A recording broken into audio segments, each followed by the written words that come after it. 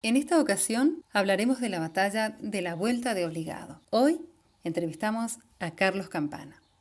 Él es periodista e historiador y trabaja actualmente en el diario Los Andes y El Ciudadano. Campana, ¿a qué hace referencia la batalla de la Vuelta de Obligado y por qué se la conoce con ese nombre? Hola, ¿qué tal? Buenas tardes, Nora, ¿cómo estás? Bueno, vamos a contestar la primera pregunta. Eh, cuando se refiere a la batalla de la Vuelta de Obligado, esta fue protagonizada por la escuadra anglo-francesa con fuerzas de la Armada y del Ejército de la Confederación Argentina el día 20 de noviembre de 1845. El lugar es en la localidad de San Pedro, provincia de Buenos Aires, con las costas del río Paraná. Lo cierto es que el conflicto se desarrolló en un contexto muy diferente, justamente está directamente vinculado con estos dos países europeos, sino que nace mucho antes, en el año 1836 se produce una guerra civil en Uruguay, que va a culminar en el año 1851 y va a ser muy importante porque el gobierno de Rosas va a intervenir en esa guerra en favor de uno de los caudillos que era Manuel Uribe, que respondía al Partido Blanco y que tenía ciertas inclinaciones federales. El otro, la otra facción era la de Fructuoso Rivera, que pertenecía al Partido Colorado y estaba apoyado por los unitarios argentinos que habían sido exiliados en la República Oriental del Uruguay por motivos políticos luego de perder contra Rosas algunos de los enfrentamientos. Uno fue el del año 1829 y después otro va a ser del año 1841, que se va a producir aquí en Mendoza, la batalla de Rodeo del Medio. ¿Cuál es la postura de Juan Manuel de Rosa ante los intereses económicos del Reino Unido y Francia? La relación comercial entre Rosas específicamente con Gran Bretaña, eh, fue muy excelente recordemos que Gran Bretaña fue el primer país o primer reino en reconocer la independencia de nuestro país. Y bueno, en 1825 se firmó un tratado de libre comercio, como también después lo firmó la República Oriental del Uruguay, eh, para bueno, mantener esa relación comercial que le convenía específicamente a Gran Bretaña, porque, bueno, en fin, tener un puerto o dos puertos tan importantes como Montevideo y Buenos Aires, el flujo comercial iba a ser muy interesante para ellos. Bueno, en ese momento comercial que tuvo esta relación comercial, eh, fueron muy favorecidos, inclusive se establecieron varios comerciantes británicos que, bueno, que ofrecieron distintos elementos de importación, como también lo de importación como exportación, y que le favoreció mucho también a algunos comerciantes, a muchos comerciantes porteños. ¿Cuáles fueron las causas que desataron el enfrentamiento entre la Confederación Argentina y la flota anglo-francesa? Bien, este conflicto entonces, como dijimos, se va a desarrollar. Rosas en el año 1843, la guerra entre los uruguayos eh, era muy intensa, se desarrollaron un montón de combate, acciones y batallas, lo que produjo que Rosas, como dijimos recién, bloqueara el puerto de Montevideo. Esto fue lo que produjo también la reacción de los anglo-franceses, porque debilitaban mucho el comercio que tenían con Uruguay.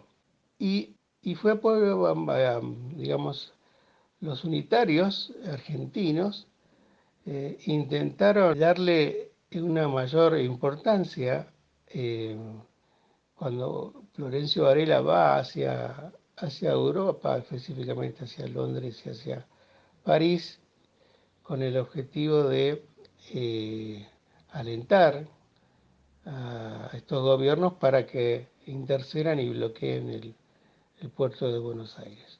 Rosa se niega rotundamente a esta misiva, lo que se produce la reacción de los franceses y de los británicos.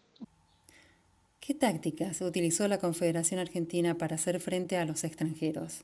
Recordemos que Francia había tenido un conflicto anterior contra Rosas en 1840, porque los franceses no eran, o sea, todos los ciudadanos franceses que llegaban a- a Buenos Aires eh, no tenían privilegios. Los británicos sí. Por ejemplo, los británicos no hacían el servicio militar o no se incluían dentro de las tropas para alguna campaña.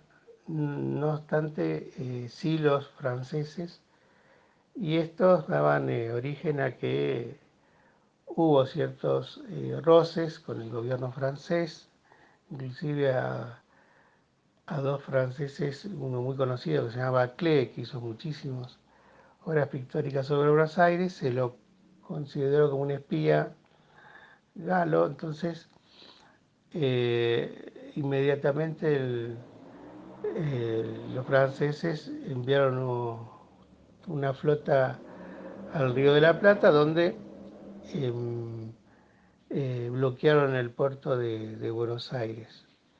Esto después se pasó por muy poco tiempo. Después eh, se arreglaron estas contiendas diplomáticas y bueno, todo quedó me escucho mejor. No obstante eso, después, en 1845, con este bloqueo y la negativa de Rosas, se produce distintos, no enfrentamientos, porque un poco el motivo de esta flota anglo-francesa era comercializar con Paraguay por el río Paraná. Y con algunas provincias del litoral que no estaban muy conformes dentro de la Confederación y que tenían una tendencia más bien unitaria. Por eso mismo podemos decir que no, la vuelta de obligado en realidad es una de las tantas resistencias que tuvo la Confederación contra este convoy comercial eh, custodiado por la Armada anglo-francesa.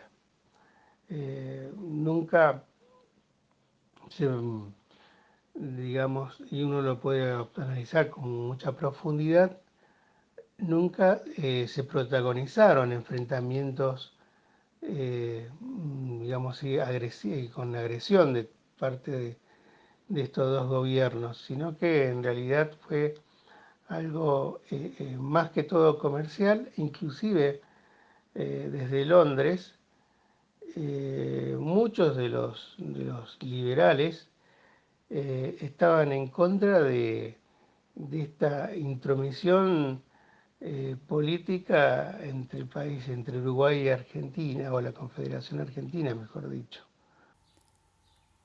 ¿Cuáles fueron las consecuencias de ese enfrentamiento? Como después que se produce la batalla de la Vuelta de Obligado, va a tener una reacción por parte de un diario liberal que era el Morning Chronicle, donde San Martín va a publicar sus cartas en favor de Rosas y este le va a contestar. Y hay una nota del editor Andrew Dole a favor o sea, de no entrometerse en los asuntos de América del Sur y a favor de la Confederación Argentina. ¿Cómo se la recuerda a la batalla de la Vuelta de Obligado? Bueno, la batalla de la Vuelta de Obligado en realidad es una acción muy simple. Eran tropas de 2.000 hombres, pero que en realidad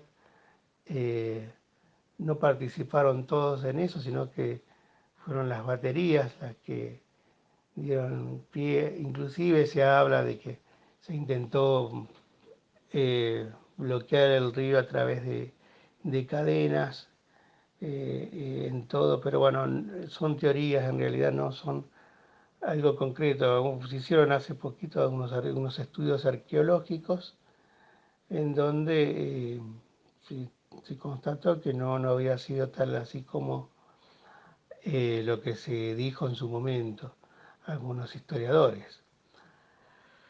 Y recordemos que, bueno, sí, hubo un predesembarco, pero que no tuvo una importancia como para decir que fue una batalla en sí. Por supuesto, no hubo, fueron resistencias, pero no hubo ni vencedores en ese momento, porque la flota siguió hacia el Paraná y después se produjeron otras acciones. El caso del Tonelero, otro de los lugares donde hubo una pequeña escaramuza. El segundo combate de San Lorenzo, ahí en la localidad donde en 1813 San Martín había realizado el enfrentamiento entre los realistas y la entonces provincia del Río de la Plata.